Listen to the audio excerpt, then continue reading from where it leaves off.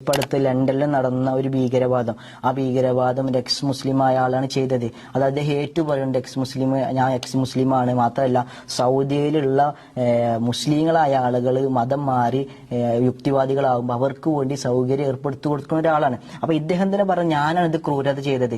അപ്പോ അതിൽ ഇന്നത്തെ നമ്മളെ കുറച്ച് ലിബറൽ യുക്തിവാദികൾ കടന്നു വന്നിട്ട് പറയുന്നു, അദ്ദേഹം അങ്ങനെ ഒരു ക്രൂരത ചെയ്യാൻ കാരണം അദ്ദേഹം പണ്ട് മുസ്ലിം ആയിരുന്നു, ഇപ്പൊ മുസ്ലിം അല്ലെങ്കിൽ whatever he may be, it was an Islamist act എന്ന് പറഞ്ഞു.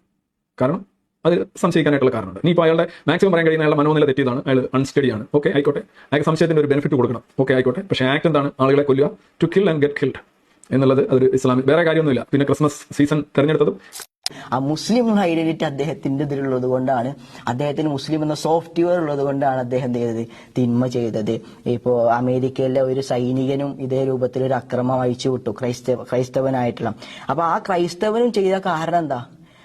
അത് മുസ്ലിങ്ങളാണ് കാരണം. അപ്പൊ ഈ ലോകത്ത് ഹിറ്റ്ലർ എന്തുകൊണ്ട്, സ്റ്റാലിൻ എന്തുകൊണ്ട് ഭീകരത ചെയ്തു ചോദിച്ചാൽ അത് മുസ്ലിം ആയതുകൊണ്ടാണെന്നുള്ളൊരു ചാപ്പ് കുത്ത്. അപ്പൊ ആരെന്ത് തിന്മ ചെയ്താലും ക്രൂരത ചെയ്താലും ഭീകരത ചെയ്താലും അവരെ മുഴുവൻ പിടിച്ച് മുസ്ലിം ആക്കും, അവരെ മതം മാറ്റാനുള്ള ഒരു ശ്രമം